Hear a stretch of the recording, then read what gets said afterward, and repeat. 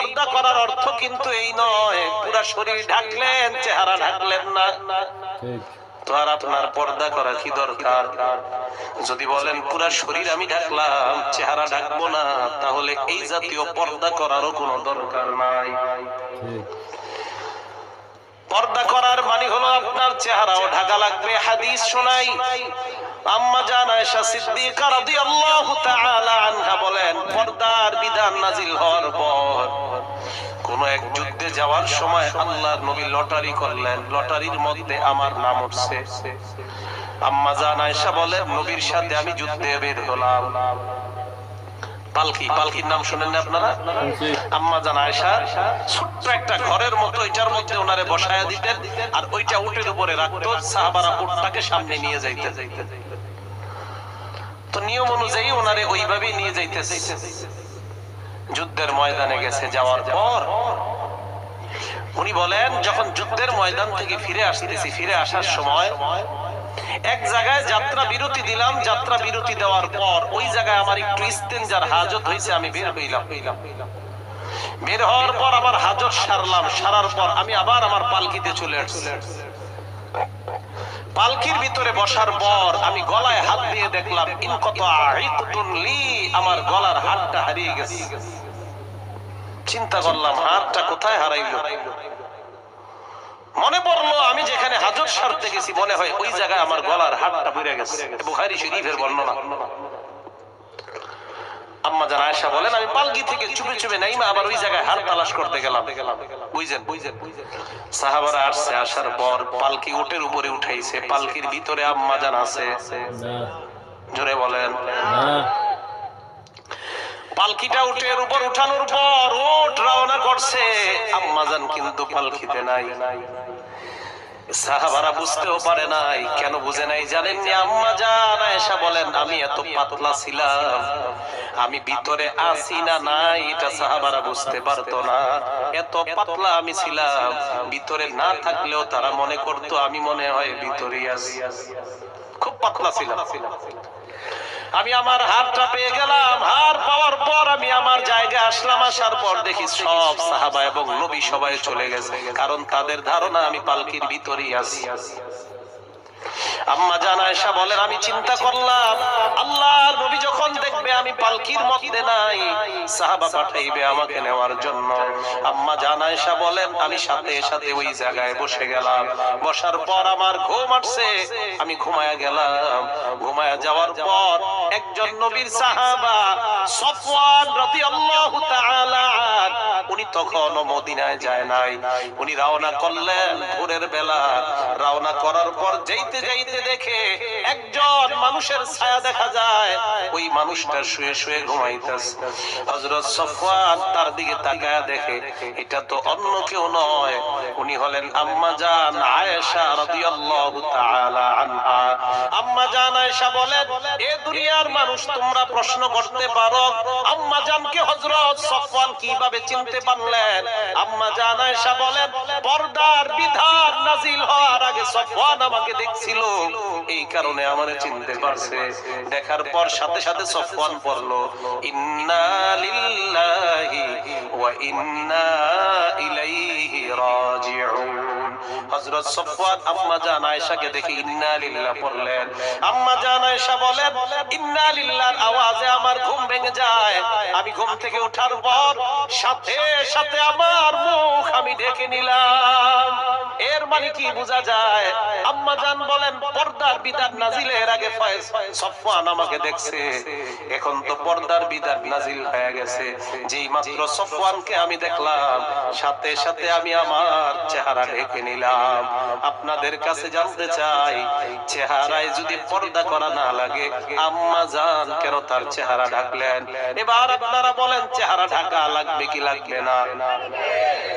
আম্মা জান আয়েশা যখন মুখ ঢাকলেন, ঢাকার পর সফওয়ান উটটা বিছায়া দিলেন, উটের উপর আম্মা জান উঠলেন। আম্মা জান আয়েশা বলেন, সফওয়ান ইন্না লিল্লাহ ছাড়া আর কোন শব্দ আমার সামনে উচ্চারণ করে নাই। আমি উটের উপর উঠলাম। মুনাফিকরা মদিনায় রটনা করে দিল নবীর বিবি আম্মা জান আয়েশা আর সফওয়ানের মধ্যে উল্টা পাল্টা সম্পর্ক আছে। আওয়াজ দিয়া বলেন নাউজুবিল্লাহ। চিন্তা করে নবীর বিবিরও ছাড়ে নাই। কয় কি হইছে? হ্যাঁ, নবীর বিবি আর সফওয়ান চুপে চুপে বিছানে রয়ে গেছে। ঘটনা কি? বুখারী শরীফের বর্ণনা। আম্মা জান আয়েশা বলেন, আমি মদিনায় আসলাম, অসুস্থ হয়ে গেছি আমি মদিনায় এসে। কয় নবীজি আমার সাথে আগে যেরকম আচরণ করতো এখন আর এরকম করে না। কয় কেন? কয় আমি ঘরের মধ্যে অসুস্থ, নবীজি আমারে আগে অসুস্থতার অবস্থায় যে আদর করতেন, মহব্বত করতেন, এখন ঘরে ঢুইকা খালি কয় আসসালামু আলাইকি কাইফা তিকি, আসসালামু আলাইকুম আয়েশা তুমি কেমন আছো, আর কিছু জিগায় না। বুঝেন? আম্মা জান আয়েশা বলেন, 1 মাস পর্যন্ত আমি অসুস্থ, কিন্তু 1 মাসে আমি কিছুই জানি না মদিনায় যে উল্টা পাল্টা রটনা হইছে। 1 মাস পর্যন্ত মদিনার অলিগলির মধ্যে একটাই চর্চা, নবীর বিবি আর সফওয়ানের মধ্যে উল্টা পাল্টা সম্পর্ক। চিল্লায় অন্তর থেকে বলেন নাউজুবিল্লাহ। এই কথা বলার পর আয়েশা সিদ্দিকা 1 মাস উনি জানে না ওনার ব্যাপারে যেগুলা চলতেছে, উনি কিছুই জানে না। কয় মাস? 1 মাস। 1 মাস পর একটু বুঝেন আপনারা হাদিসটা। আম্মা জান আয়েশা বলেন, রাতের বেলা আমি ইস্তিনজায় বের হলাম, আমার সাথে আমার খাদেমা, এই খাদেমাকে নিয়ে বের হলাম। খাদেমা শরীরের মধ্যে কাপড় পেঁচায় হঠাৎ পড়ে গেছে, আমি তাকে ধরলাম। সে বলল, মিস্তাহ ধ্বংস হোক, মিস্তাহ ধ্বংস হোক।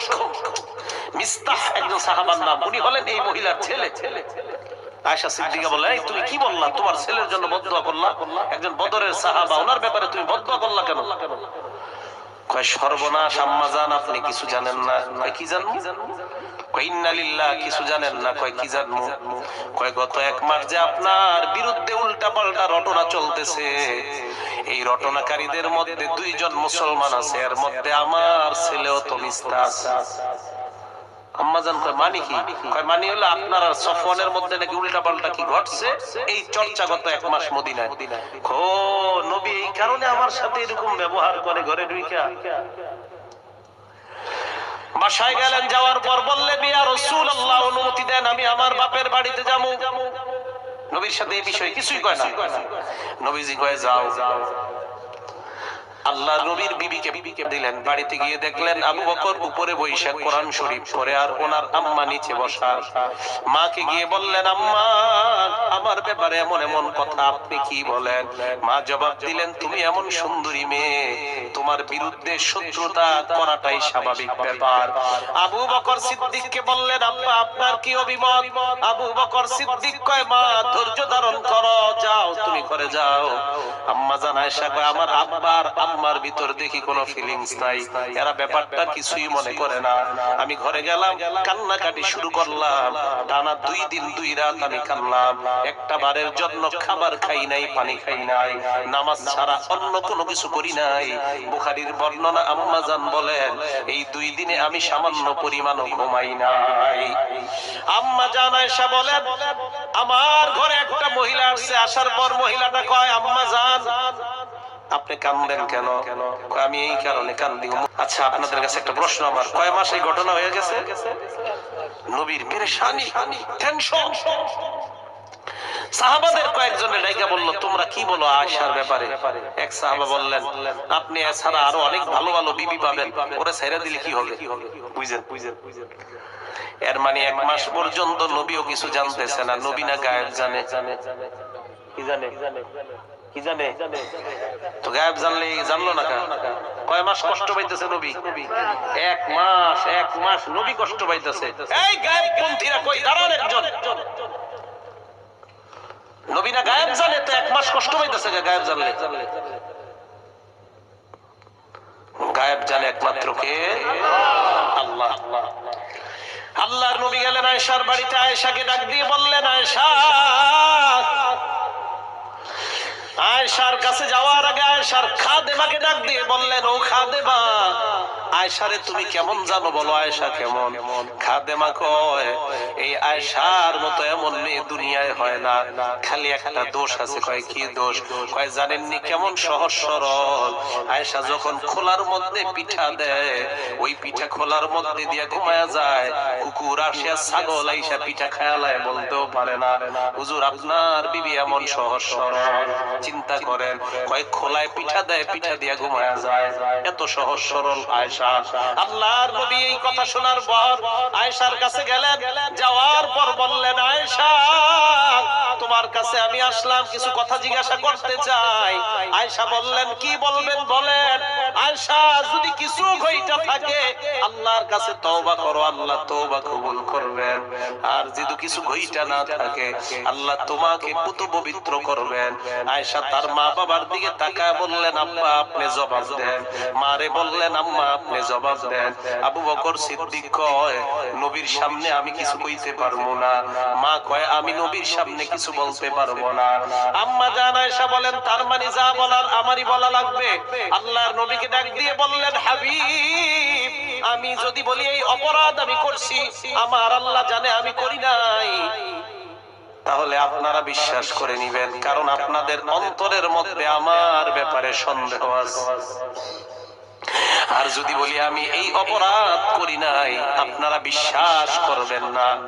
ফাসবরুন জামিল, আমি ধৈর্য ধারণ করলাম, আমি আল্লাহর উপর ভরসা করলাম, যা ফয়সালা আমার আল্লাহ করবে, আমি এছাড়া অন্য কিছু আর বলতে পারবো না। আম্মা জান আয়েশা বলেন, আমি দৌড়ে আমার বিছানায় গেলাম, বিছানায় শুয়ে আমি কান্না করতে লাগলাম।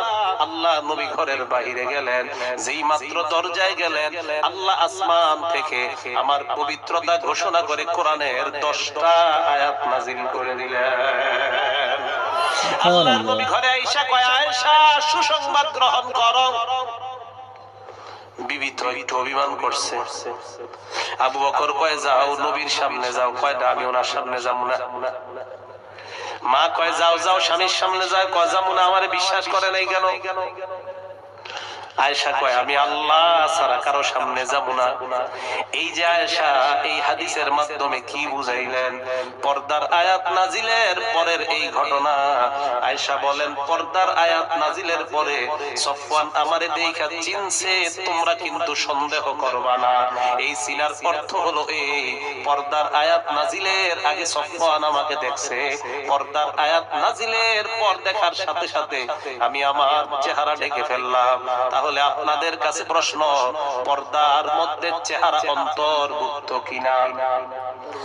পর্দা করা চেহারার মধ্যে লাগবে কি লাগবে না? আরো জোরে বলেন। ক্বালা রাসূলুল্লাহ সাল্লাল্লাহু আলাইহি ওয়াসাল্লাম, আল্লাহর নবী বলেন, ফাত্তাকুদ দুনিয়া ওয়াত্তাকুন নিসা, তোমরা দুনিয়া থেকে বেঁচে থাকবা, নারীদের থেকে বেঁচে থাকবা। ফাইন্না আউওয়ালা ফিতনাতি বানি ইসরাঈল কানাত ফিন নিসা, বনি ইসরাইলের মধ্যে নারীদের কারণে দুনিয়ায় প্রথম ফিতনা হয়। হযরত মূসা নবীর ব্যাপারে একদল বনি ইসরাইল সম্প্রদায় বালআমে বাউর নামক এক বুজুর্গের কাছে যায়। ওই বুজুর্গ যেই দোয়া করে সাথে সাথে আল্লাহ তার দোয়া কবুল করে নেয়। ওই বুজুর্গের কাছে গিয়ে বলে, বালআম নবী মূসার বিরুদ্ধে তুমি বদদোয়া করো। বালআম কয়, না, মূসার বিরুদ্ধে বদদোয়া করলে আমার বদদোয়া কখনো কবুল হবে না। জনগণ চিন্তা করলো কি, বালআম বাউর কয়, না না, নবীর বিরুদ্ধে বদদোয়া করা যাবে না। জনগণ কয়, তারে বাগে আনতে হবে তার বিবির মাধ্যমে। বিবির গিয়ে ধরছে, ধরার পর কয়, তুমি তোমার স্বামীরে বুঝাইয়া নবী মূসার বিরুদ্ধে বদদোয়ার ব্যবস্থা করো, যত টাকা পয়সার প্রয়োজন আমরা সব টাকা পয়সা দিব। এই কথা বলার পর বালআমের বিবি বালআমকে গিয়ে কয়, স্বামী আমার, তুমি একবার মূসার বিরুদ্ধে বদদোয়া করো, ঢেল সম্পত্তির মালিক আমরা হয়ে যাব। বালআম কয়, আমার জিন্দেগিটা তুই নষ্ট করিস না। এক পর্যায়ে সবাই বলল, তোমারে আরো টাকা দিব আমরা। বিবি বারবার পটাইতে পটাইতে রাজি করে ফেলছে। বালআম পাহাড়ের উপর উঠছে মূসা নবীর বিরুদ্ধে বদদোয়া করার জন্য। যেই মাত্র আল্লাহর দরবারে মূসা নবীর নামটা নিবে, সাথে সাথে দেখে জিহ্বাটা বের হইয়া নাভি পর্যন্ত চলে আসছে। হযরতে মূসা নবী তার বাহিনী নিয়ে বের হলেন, হারুন নবীকে পিছনে রাখলেন, আর বলে দিলেন, সাবধান সাবধান, তোমরা নজরকে উপরের দিকে উঠাইবা না, নজর যদি উপরে উঠাও ধ্বংস হয়ে যাইতে পারো। মূসা নবী কথা বলার পর ওনার সম্প্রদায় ওনার পিছনে চলতেছে। হঠাৎ একটা বদমাশ চিন্তা করলো, নজরটা একটু উঠায় দেখি কি দেখা যায়। যেই মাত্র নজর উঠায় দেখে বিবস্ত্র একজন অর্ধালঙ্গ নারী দেখা যায়। বলেন নাউজুবিল্লাহ। ওই নারীকে পাহাড়ের পিছনে নিয়ে ব্যভিচারে লিপ্ত হয়ে যায়। আল্লাহর আসমানের গজব সবার উপর শুরু হয়ে যায়। হারুন নবী চিন্তায় পড়ে গেলেন, গজব কেন আসতেছে? মুসা নবীও চিন্তায় পড়ে গেলেন, গজব আসার কারণটা কি? এক পর্যায়ে তাকায় দেখে পাহাড়ের পিছনে দুইজন ব্যভিচারে লিপ্ত হয়ে গেছে। এই দৃশ্য দেখার পর তরবারি নিয়ে এই দুইজনকে হারুন নবী হত্যা করলেন। যেই মাত্র হত্যা করলেন, সাথে সাথে আল্লাহ গজব আসমানে উঠায় নিলেন। তাহলে কি বোঝা যায়? নারী যদি পর্দা ছাড়া বের হয়, আল্লাহর গজব আসবে কি আসবে না?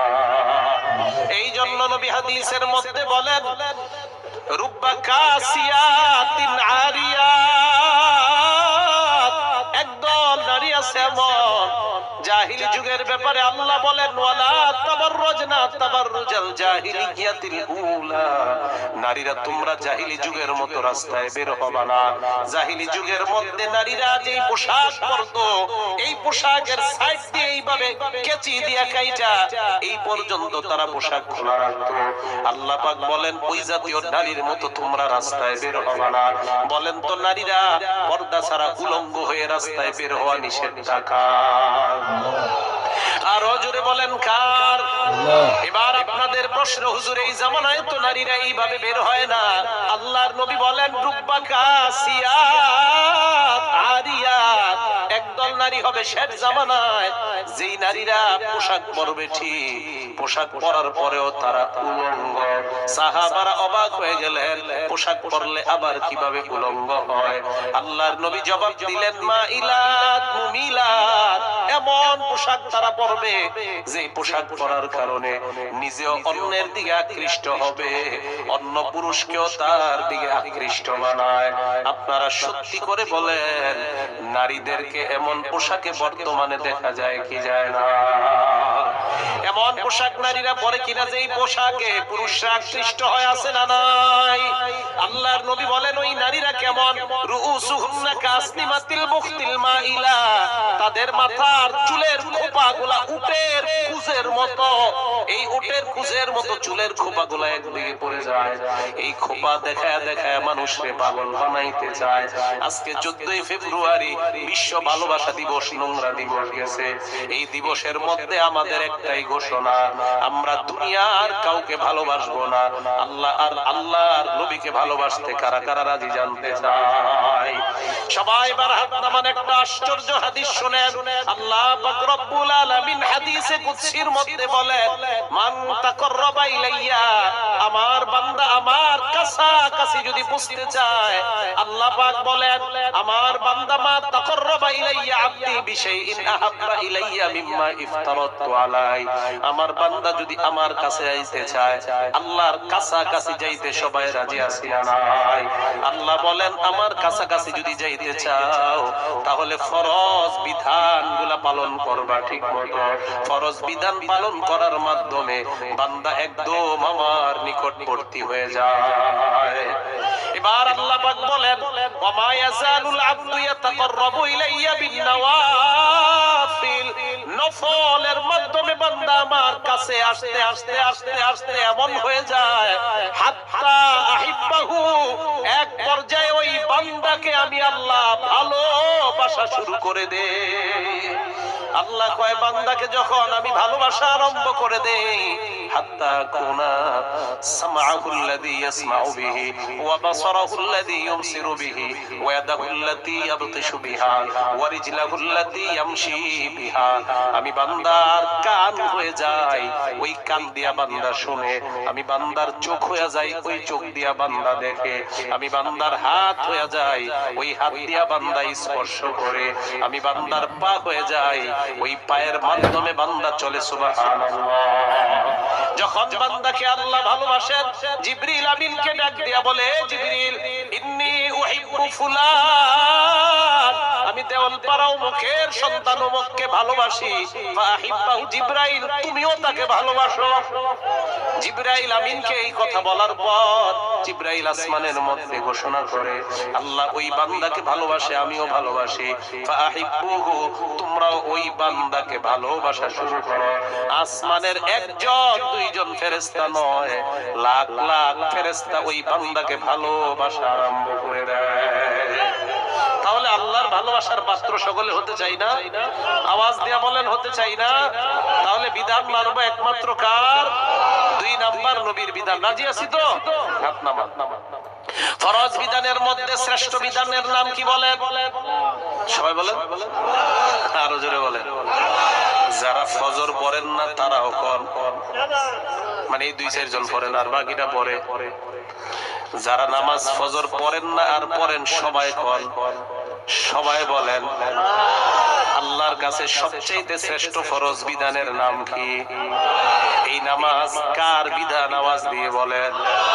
আল্লাহর এই বিধানটা সকলে আমরা মানতে রাজি আছি না নাই? আজকে থেকে আমরা নামাজ পড়বো এইভাবে। নামাজের মধ্যে যখন আমরা যাব, যাওয়ার পর ঘর থেকে বের হওয়ার পর আমার মনে মনে আসবে আমি আল্লাহর বিধান পালন করার জন্য মসজিদে রওনা করলাম। হাদিসের মধ্যে আসছে যেই মাত্র ঘর থেকে আপনি বাহিরে পাটা দেন, আপনার মনের নিয়ত একমাত্র মসজিদ ছাড়া অন্য কিছু নয়।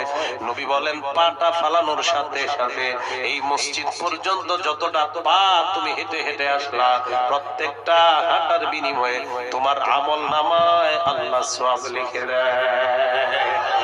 এইবার আপনি মসজিদে আসলেন, আসার পর বলেন তো কার বিধান পালনের জন্য অপেক্ষায় আছেন? এশার নামাজ দাঁড়াবে 7:30, এসে বললেন 7:20 নামাজের বাকি আছে কয় মিনিট? এই যে 10 মিনিট আপনি বসে রইলেন, আল্লাহর নবী বলেন ইন্তিজারুস সালাতি সালাত, 10 মিনিট নামাজের জন্য অপেক্ষা করলা। এই 10 মিনিটও তুমি নামাজে থাকলে যেই সওয়াব, নামাজের অপেক্ষা করার কারণে আল্লাহ তোমাকে ওই পরিমাণ সওয়াব লিখে দেয়। বিধান রাখার। এবার নামাজে দাঁড়াইলেন, দাঁড়ানোর পর ভালো করে বুঝেন, আমরা অনেকে নামাজ পড়ি, পড়ার পরেও নামাজ আমাদেরকে অশ্লীলতা থেকে বাধা দেয় না। সূরা আনকাবুতে আল্লাহ বলেন ইন্নাস সালাতা তানহা আনিল ফাহশাই ওয়াল মুনকার, নিশ্চয়ই নামাজ নামাজীকে অশ্লীলতা এবং মন্দ কাজ থেকে বাধা দেয়। খুব ভালো করে এই জায়গাটা বুঝবেন, আশ্চর্য একটা কথা। আল্লাহ বললেন নামাজীকে নামাজ অশ্লীলতা থেকে বাধা দেয়। আমরা দেখি নামাজি সুদ খায় আছে না নাই? আসেনি? আমরা দেখি নামাজ পড়ে, পড়ার পরেও অন্যের জমিনের আই কাইনা নিজের জমিন বাড়ায়, আছে না নাই? আমরা দেখি নামাজ পড়ে, নামাজ পড়ার পরেও দোকানে ব্যবসায় উল্টা পাল্টা করে, এমন লোক আছে না নাই? কি আল্লাহ না কইলো নামাজ নামাজিকে অশ্লীলতা আর মন্দ থেকে বাঁচায়? তার মানে কি বাঁচায় নাই? এই জন্য মনে রাখবেন নামাজি 5 প্রকার। বলেন কয় প্রকার? আরো জোরে বলেন নামাজি কয় প্রকার? 1 নাম্বার শাস্তিপ্রাপ্ত নামাজি, 2 নাম্বার ধমকপ্রাপ্ত নামাজি, 3 নাম্বার ক্ষমাপ্রাপ্ত নামাজি, 4 নাম্বার সওয়াবপ্রাপ্ত নামাজি, 5 নাম্বার নৈকট্যপ্রাপ্ত নামাজি। সবাই বলেন তো নামাজি কয় প্রকার? যুবক ভাইয়ারা ভালো করে শুনেন, 5 প্রকারের কোন প্রকারে আপনি আছেন? 1 নাম্বার মুআকাব। মুআকাব শব্দের অর্থ হলো শাস্তিপ্রাপ্ত নামাজি। হুজুর এটা আবার কোন নামাজি? যেই নামাজি মাঝে মাঝে মসজিদে যায়, জুমার দিন মসজিদে যায়, যেই মাত্র খতিব সাহেব বলে ফাজকুরুনি আযকুরকুম ওয়াশকুরুলি ওয়ালা তাকফুরুন, দৌড় দিয়া গিয়া কাতারে দাঁড়ায়। দাঁড়ানোর পর চিন্তা করে হুজুর সালামটা কেন ফিরায় না? নামাজের পরেই তো ইন্ডিয়া বাংলাদেশের খেলা, তাড়াতাড়ি সালাম ফিরান। যেই মাত্র খতিবের সালাম ফিরাইতে দেরি হয়, মসজিদে দেখবেন কাশির আওয়াজ বেড়ে যায়। কাশির আওয়াজ, এই কাশি কিন্তু গলার কাশি না, এই কাশি মানে হুজুর তাড়াতাড়ি নামাজ শেষ করেন। এই কাশি মানে কিন্তু গলার কাশি না, এই যে কাশি আরম্ভ হয়ে যায় এর মানে হলো তাড়াতাড়ি নামাজ শেষ করেন। রুকুতে যদি ইমাম সাহেবের একটু দেরি হয়, হঠাৎ দেখবেন কাশ দেয় একজনে, একটু পরে দেখবেন মসজিদের সবাই কাশে। ঘটনা কি কিরে এত কাশি কেন? এর মানে হলো হুজুর তাড়াতাড়ি রুকু থেকে ওঠেন। ঠিক নিউজ, হ্যাঁ এবার বুঝেন বুঝেন শাস্তিপ্রাপ্ত নামাজি নামাজে মাঝে মাঝে আসে, আসার পর নামাজে মন থাকে না, কোন মতে নামাজে দাঁড়ায় তাড়াতাড়ি বের হয়ে যায়। এই নামাজি নামাজ পড়ার পরেও নামাজ তাকে অশ্লীলতা থেকে বাঁচাবে না, এই নামাজের কারণে সে শাস্তি পাবে, বলেন নাউজুবিল্লাহ। তাহলে এক শ্রেণীর নামাজি আমরা পাইলাম, যেই নামাজি নামাজ পড়ার পরেও চুরি থেকে তারে বাঁচাবে না, টিভি দেখা থেকে তারে বাঁচাবে না, কারণ মাঝে মাঝে নামাজে আসে কিন্তু মন তার নামাজের মধ্যে থাকে না। দুই নাম্বার শাস্তিপ্রাপ্ত নামাজি, যেই নামাজি 5 ওয়াক্ত আযান শোনার পর মসজিদে আসে, বুঝেন, আসার পর নামাজে যখন দাঁড়ায় দুনিয়ার সব হিসাব নিকাশ শুরু হয়। নামাজে দাঁড়ায় ছোট মায়াটার এখনো বিয়ে হয় নাই, আরে কালকে ওই জমিনটার মধ্যে সার দেওয়া লাগবে, ছোট গরুটা কালকে বেচতে নিয়ে যাবো, যত চিন্তা চেতনা সব তার নামাজের মধ্যে। ভালো করে শুনবেন, 5 ওয়াক্ত নামাজ নামাজে যায়, যাওয়ার পরেও মনটা কোথায় থাকে না, নামাজে মনটা কোথায় থাকে না। এক নাম্বার মাঝে মাঝে নামাজে যায়, মনটা কোথায় থাকে না। দুই নাম্বার 5 ওয়াক্তই নামাজে যায়, মনটা কোথায় থাকে না। আবার বুঝেন, শাস্তিপ্রাপ্ত নামাজি নামাজে মাঝে মাঝে যায়, মনটা কোথায় থাকে না, জোরে বলেন। দুই নাম্বার ধমকপ্রাপ্ত নামাজি নামাজে 5 ওয়াক্তই যায় কিন্তু মন কোথায় থাকে না। তাহলে কি বুঝলাম? শাস্তিপ্রাপ্ত নামাজি ওই বান্দা যেই বান্দা মাঝে মাঝে যায় কিন্তু নামাজে মন থাকে না, আর ধমকপ্রাপ্ত নামাজি ওই বান্দা যেই বান্দা 5 ওয়াক্তই নামাজে যায় কিন্তু মন নামাজে থাকে না। এই বান্দা দুইজন যতই নামাজ পড়ে এরপরেও অশ্লীলতা থেকে বাঁচতে পারবে না। আমরা যদি সমাজে দেখি সুদখোর নামাজ পড়ে সুদ ছাড়ে না, আমরা মনে করব তুমি প্রথম 2 শ্রেণীর এক শ্রেণী, মাঝে মাঝে হয়তো নামাজে যাও অথবা 5 ওয়াক্ত নামাজে যাও, সুদ ছাড়তে পারো না, এর অর্থ হলো নামাজের মধ্যে তোমার মন থাকে না। মনে থাকবে নি? এবার আসেন 3 নাম্বার ক্ষমাপ্রাপ্ত নামাজি। এটা ভালো করে শুনেন, যেই নামাজি নামাজে যায় হাতটা বাঁধেন সবাই। নামাজে যাওয়ার পর নামাজে যখন দাঁড়ায় ইবলিস মনটা নামাজের বাহিরে নেয়, আবার চিন্তা করে আমি আমার রবের সামনে দাঁড়াইলাম।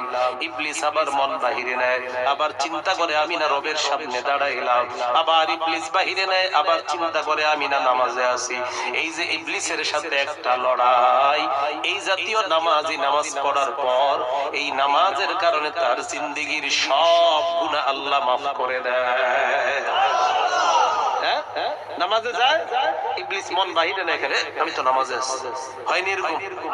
এটা ইবলিসের সাথে আপনার লড়াই, এই লড়াই চলতে থাকলে এই নামাজের মাধ্যমে আপনার গুনাহ আল্লাহ মাফ করে দিবেন।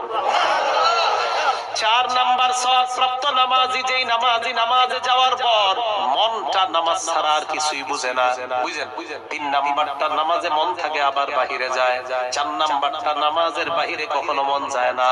এই নামাজি নামাজের মাধ্যমে আসমান থেকে সওয়াবের পর সওয়াবের পর সওয়াব পায়। 5 নাম্বার নৈকট্যপ্রাপ্ত নামাজি, যেই নামাজি নামাজে দাঁড়ায়া আল্লাহর সাথে কথা বলা শুরু করে দেয়, ওই নামাজি হলো নৈকট্যপ্রাপ্ত নামাজি। ভালো করে মনে রাখবেন, নৈকট্যপ্রাপ্ত নামাজ এটা কাদের নামাজ? সালাতুল আম্বিয়া, এটা হলো নবীদের নামাজ। সওয়াবপ্রাপ্ত নামাজি এটা কাদের নামাজ? এটা হলো সালাতুল আউলিয়া, ওলিদের নামাজ। তাহলে 5 নাম্বার নৈকট্যপ্রাপ্ত নামাজ, এটা হলো নবীদের নামাজ। 4 নাম্বার সওয়াবপ্রাপ্ত নামাজ, এটা ওলিদের নামাজ। 3 নাম্বার ক্ষমাপ্রাপ্ত নামাজি, এটা হলো সালাতুল মাগফুরিন, ক্ষমাপ্রাপ্ত বান্দাদের নামাজ। আর 2 নাম্বার ওই যে 5 ওয়াক্ত নামাজে যায় কিন্তু নামাজে মন থাকে না, এটা হলো সালাতুল গাফিলিন, উদাসীনদের নামাজ। আর 1 নাম্বার নামাজে মাঝে মাঝে যায় মন নামাজে থাকে না, এটা হলো সালাতুল মুনাফিকিন। আওয়াজ দিয়ে বলেন নাউজুবিল্লাহ। এবার আপনাদেরকে আমি একটা প্র্যাকটিস শিখাবো। আল্লাহর নবী শিখায়া দিয়েছেন, নামাজের মধ্যে যখন আমরা দাঁড়াই আল্লাহর সাথে কথা বলার একটা সিস্টেম নবী শিখায়া দিয়েছেন। এই সিস্টেমটা সকলে শিখতে রাজি আছি না নাই? এবার আবার হাত বাঁধেন। যেই মাত্র আপনি হাত বাঁধলেন আল্লাহর নবী বলেন, আনতা আবুদাল্লাহা কান্নাকা তারা।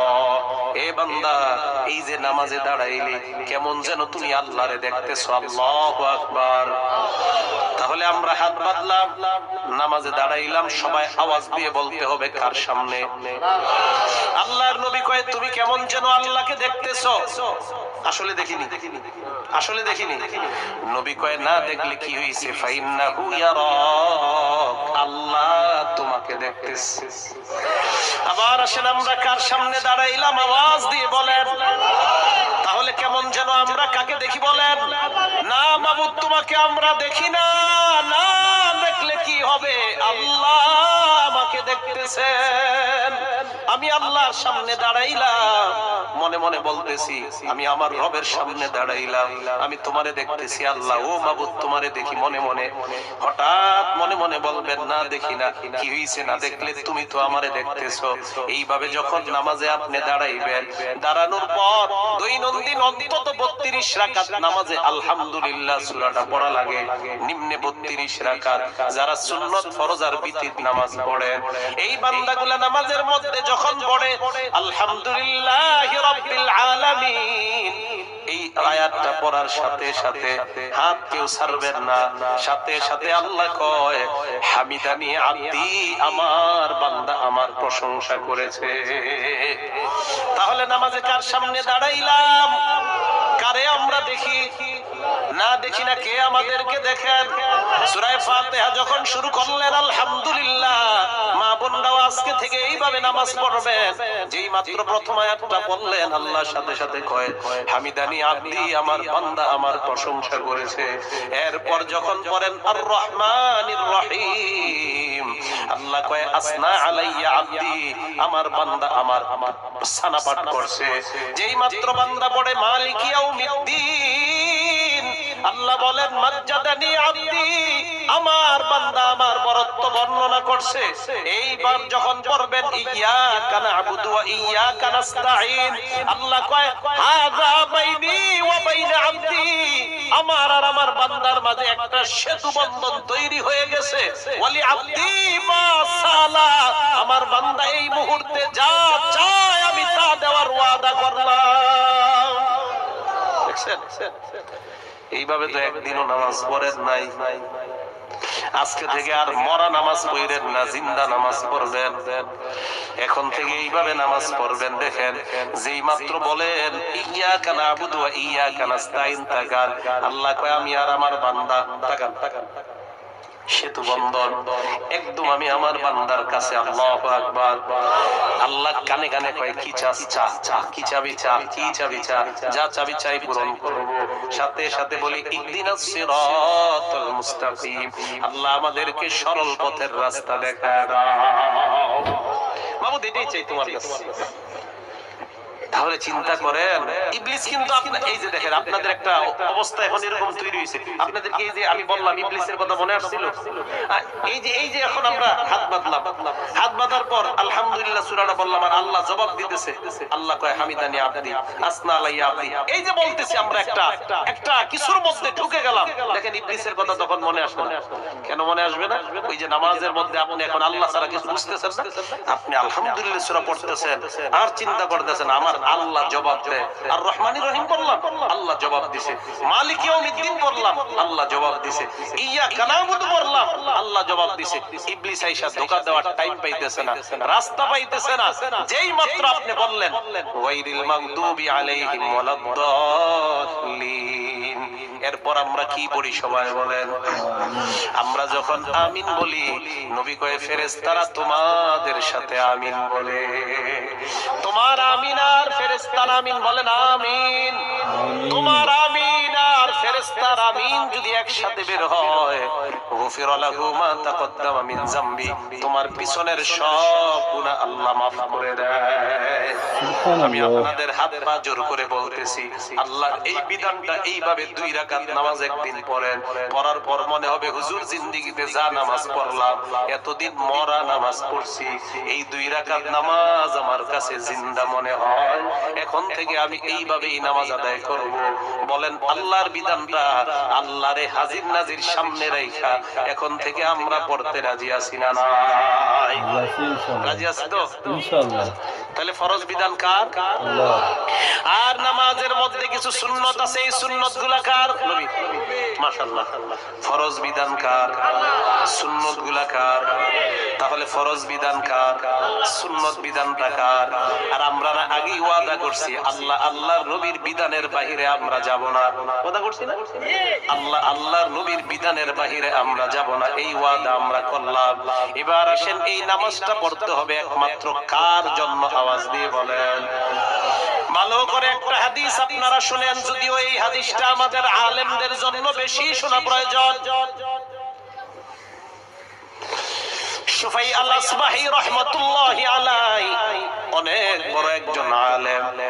উনি বলেন আমি মদিনায় প্রবেশ করলাম, মদিনায় ঢোকার পর দেখি একজন মানুষরে হাজার হাজার মানুষ ঘেরাও করে রাখছে। কয়জনকে? আমি প্রশ্ন করলাম কে? সবাই জবাব দিল হাযা আবু হুরায়রা ইউহাদ্দিসুন নাস। উনি হলেন নবীর সাহাবা আবু হুরায়রা। সাহাবা আবু হুরায়রা মানুষকে হাদিস শোনায়। সুবহানাল্লাহ। সুফাই আল-আসবাহি বলেন হাদিস শোনানোর পর আবু হুরায়রা একটা ঘরে গেলেন, আমিও গেলাম।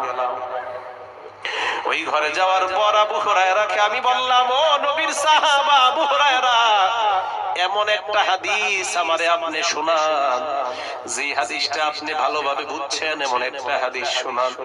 আবু হুরায়রা বললেন, লা উহাদ্দিসান্নাকা হাদিসা হাদাসানিহি রাসূলুল্লাহ সাল্লাল্লাহু আলাইহি ওয়াসাল্লাম। আমি তোমাকে এমন একটা হাদিস শোনাবো যে হাদিসটা আল্লাহর নবী আমারে শোনাইছে এই জায়গায় বইসা। সুবহানাল্লাহ। এই জায়গায় বইসা শোনাইছে। এই কথা বলার সাথে সাথে আবু হুরায়রা বেহুশ হয়ে গেছে। হাদিস শোনাইছিনি?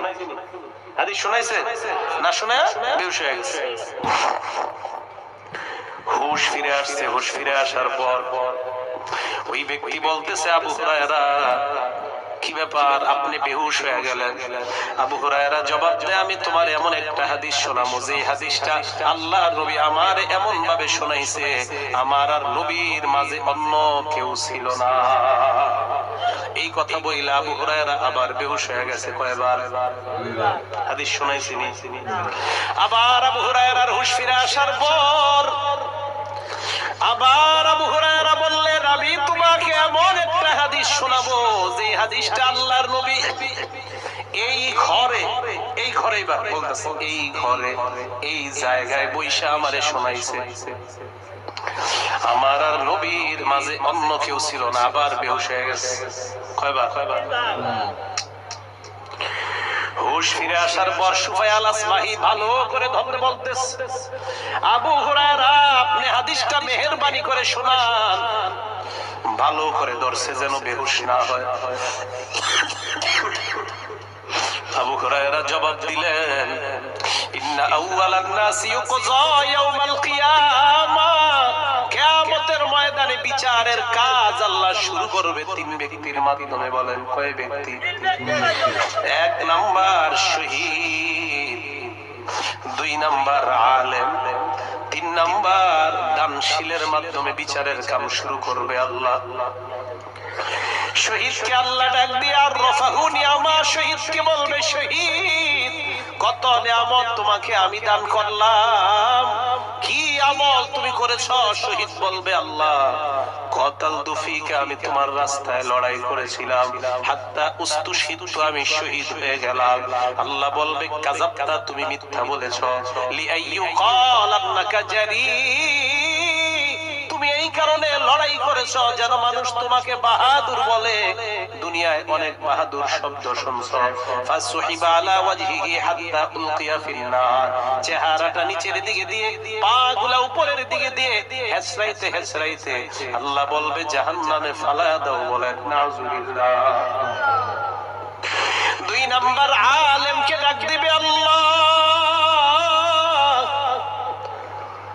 বক্তা সাহেব ভালো করে শুনেন, আমি আমারে বলতেছি, ও বক্তা সাহেব, ইউটিউবের মধ্যে আপনার বয়ান যায়, এই বয়ান যাওয়া দ্বারা যদি উদ্দেশ্য মানুষের হেদায়েত হয় তাহলে ভালো কথা,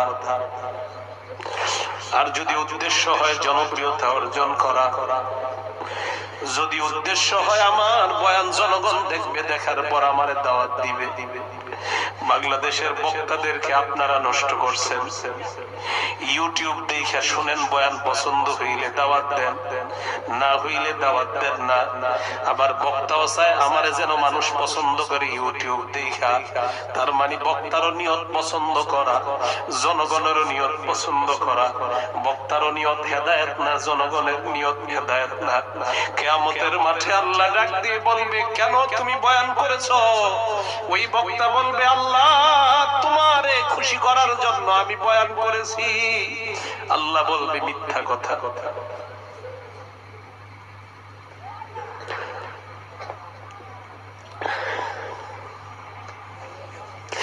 তুমি এই জন্য বয়ান করো নাই, তুমি যেন মানুষের মাঝে পপুলারিটি অর্জন করতে পারো, প্রসিদ্ধ হও, এই কারণে তুমি বয়ান করছো। চেহারাটা নিচের দিকে দিবে, মাথাটা উপরের দিকে দিয়ে আল্লাহ হেসরাইতে হেসরাইতে জাহান্নামে ফালায়া দিবে। আলেমকে ডাক দিয়ে বলবে, কেন আলেম শিখছো? মানুষে কেন শিখাইছো? আলেম বলবে, আল্লাহ তাআল্লামতুল ইলমা ওয়া আল্লামতু ওয়া করাতু ফীকাল কুরআন। আমি আলেম শিখছি, মানুষের শিখাইছি, তোমার জন্য আমি কোরআন শিখছি। আল্লাহ বলবে, না না, তুই আলেম শিখছো যেন দুনিয়ার মানুষ তোরে বড় আলেম কয়, মানুষ যেন বলে তুই কত বড় মুফাসসির, কত বড় মুহাদ্দিস, এই কারণে তুই আলেম শিখছস। তুই অন্য কোন নিয়তে আলেম শিখছ নাই। দুনিয়ার মধ্যে জনপ্রিয়তা যা পাওয়ার দরকার পেয়ে গেছস। মাথাটা নিচের দিকে দিয়ে পাগুলা উপরের দিকে দিয়ে আল্লাহ বলবেন, ধাক্কা এই বান্দাকে জাহান্নামে ফালা দাও। বলেন নাউজুবিল্লাহ। তিন নাম্বার আবু হুরায়রা বলেন, দানশীলকে আল্লাহ ডাক দিয়ে বলবে, কেন তুমি দান করেছো? দানশীল বলবে, আল্লাহ দুনিয়ার মধ্যে এমন কোন খাত নাই, মসজিদ বলো মাদ্রাসা বলো, সব জায়গায় আমি দান করছি তোমারে খুশি করার জন্য। আল্লাহ বলবে, না না, তুই দান করছো যেন জনগণ তোরে বড় দানশীল কয়, দাতা কয়, এই জন্য তুই দান করেছিলি। আল্লাহ পাক বলবেন, দুনিয়ায় দাতা শুনছো অনেক, মাথাটা নিচের দিকে দিবেন, পাগুলা উপরের দিকে দিয়ে আল্লাহ বলবেন, হেসরাইতে হেসরাইতে জাহান্নামে ফেলে দাও। বলেন নাউজুবিল্লাহ। আবু হুরায়রা এই হাদিসটা বলতে গিয়ে কয়বার বেহুশ হইছেন? আরো জোরে বলেন, কয়বার? তাহলে আপনাদের কাছে আমি জানতে চাই, বিধান এক নাম্বার কারটা মানবো, দুই নাম্বার নবীরটা। এই বিধান মানতে গিয়ে ইখলাসের প্রয়োজন আছে না নাই? আমরা নামাজ পড়বো, নামাজটা কার বিধান? এবার বলেন, নামাজটা মানুষকে দেখানোর জন্য পড়বো নাকি আল্লাহর জন্য পড়বো? আমরা নবীর সুন্নাত পালন করব, নবীর বিধান, এটাও কারে খুশি করার জন্য? তাহলে এবার আপনাদের কাছে জানতে চাই, নামাজ পড়ি, ছোট বড় যত আমল আমরা করব, এই আমলগুলো হয়তো নবীর বিধান, না হয় নবীর তরিকা, আল্লাহর বিধান না হয় নবীর তরিকা। এই পদ্ধতিতে যখন আমরা আমল করব, বলেন তো ছোট হোক বড় হোক, আমলটা হবে একমাত্র কার জন্য? কারণটা কি জানেন? নবী বলেন, আখলিস দীনাকা ইয়াকফিকাল আমালুল কলিল। আমল কম করো, খাঁটি ভাবে করো, কোনো সমস্যা নাই। এই কম আমল তোমারে টানতে টানতে আল্লাহর জান্নাতের মেহমান বানায়া দিবে। আমার সাথে একবার মুহাব্বতের সাথে বলেন, লা ইলাহা ইল্লাল্লাহ। আবার সবাই জোরে বলেন, লা ইলাহা ইল্লাল্লাহ। ইখলাসের সাথে সবাই বলছেন নি? না, আওয়াজ ছোট হয়েছে। তাহলে এবার অন্তর থেকে, দিল থেকে আসলে আল্লাহরে ভালোবাসা আর একবার বলেন লা ইলাহা ইল্লাল্লাহ। লা ইলাহা ইল্লাল্লাহ বলছেন না? আল্লাহর নবী বলেন আরেকটা কবিরা গুনাহ করার আগ পর্যন্ত ফুতিহাত লাহু আবওয়াবুস সামাই হাত্তা তুফজিয়া ইলাল আরশ। তুমি যে ইখলাসের সাথে একবার লা ইলাহা ইল্লাল্লাহর আওয়াজ তুমি বের করলা, জানোনি তোমার কি হবে? আরেকটা কবিরা গুনাহ আপনারা যতক্ষণ না করবেন ততক্ষণ আরশ পর্যন্ত আল্লাহর সবগুলা রহমতের দরজা খোলা হয়ে যায়। এই যে এখন থেকে আরেকটা কবিরা গুনাহ যতক্ষণ না করবেন আর বন্ধ হবে না দরজা। পড়ছেন ইখলাসের সাথে। আচ্ছা, এবার একটা বিষয় বলি। আপনারা যারা বসা, আপনাদের সামনে একটা ছেলের যদি দাঁড় করায় বিচার করা হয়, তার শরম লাগবে না? আপনাদের সামনে না হয়ে যদি পুরা গফরগাঁও থানার সবার সামনে হয়, শরমটা কি কম না বেশি? আচ্ছা, এটা না হয়ে যদি পুরা ময়মনসিংহ হয়, তাহলে শরম কম না বেশি? এটা না হয়ে যদি পুরা বাংলাদেশে হয়, এটা না হয়ে যদি পুরা বিশ্বের মানুষের সামনে হয়, এটা না হয়ে যদি আদম থেকে নিয়ে কিয়ামত পর্যন্ত সবার সামনে হয়, আল্লাহর নবী বলেন আমার উম্মতের এক বান্দাকে কিয়ামতের ময়দানে আদম থেকে নিয়ে কিয়ামত পর্যন্ত যত মানুষ সবার সামনে আল্লাহ দাঁড় করাবেন। আল্লাহ দাঁড় করানোর পর ওই বান্দার সামনে আল্লাহ 99টা আমল নামার খাতা উপস্থিত করবে। কয়টা জানেননি? একটা খাতার পৃষ্ঠা কত বড়? আমার দিকে তাকান, মাদ্দাল বাসর, তার নজর যেই পর্যন্ত যায় ওই পর্যন্ত এক একটা পৃষ্ঠা আল্লাহ ডাক দিয়ে বলবেন তুনকিরু হাযা মিন শাইইন। এ বান্দা, এই যে আমল নামা তুই তাকায় দেখ, হাল তুনকিরু মিন হাযা শাইআ, একটাও অস্বীকার করসনি। নজর যতটুকু যায় এরকম কয়টা পৃষ্ঠা? 99টা। কয়টা? বান্দা কয় লা ইয়া রব্বি, না না, একটাও অস্বীকার করি না। আল্লাহ কয় লা যুলমা আলাই, যা তোর উপর কোনো জুলুম করা হবে না। বান্দার বিশ্বাস হয় না, এত বড় বড় পৃষ্ঠা আর আমার কত অপরাধ, আমারে বলে কয় জুলুম হবে না। এবার আল্লাহ ছোট্ট একটা কাগজ আনবেন, সুবহানাল্লাহ, ফেরেশতাদেরকে বলবেন এই কাগজটা এক পাল্লায় রাখ আর 99টা আরেক পাল্লায় দে। বান্দা বলবে আইনা তাদউ হাযিহি মা'আস সিজিল্লাত, হাযিহিল বিতাকা মা'আস সিজিল্লাত। মাবুদ গো, ছোট একটা পৃষ্ঠা এরকম 99টার মোকাবেলায় কি আছে আসবে? আল্লাহ কয় দেখ, যেই মাত্র ওজন দেওয়া হয় ওই একটা ছোট পৃষ্ঠার কাগজ ওজনে ভারী হয়ে যায়। এবার ওই বান্দা কয় আল্লাহ, চাই ওটার মধ্যে কি আছে। খাতা ছোট্ট পৃষ্ঠাটা খোলার পর দেখবে ওটার মধ্যে লেখা শাহাদাতু আল্লাহ ইলাহা ইল্লাল্লাহ। ওটার মধ্যে লেখা আমি সাক্ষী দিলাম তুমি ছাড়া কোনো ইলাহ নাই। আল্লাহ কয় তোর সাক্ষীটা ছিল ইখলাসের সাথে, এই কারণে আমি আল্লাহ 99টার মোকাবেলায় ওজন দিয়া আমি তোকে জান্নাতের মেহমান বানায়া দিলাম। তাহলে বলেন ছোট বড় সব আমল একমাত্র কার জন্য আমরা করব? রাজি আসিনি সবাই ইনশাআল্লাহ? হাত নামান। তাহলে আল্লাহর বিধান আর নবীর বিধান, আল্লাহর ফয়সালা নবীর ফয়সালার বাইরে আমরা কেউ যাব কখনো? আর যারা বলেন কখনো যাব? আল্লাহ তৌফিক দান করেন বলি আমিন।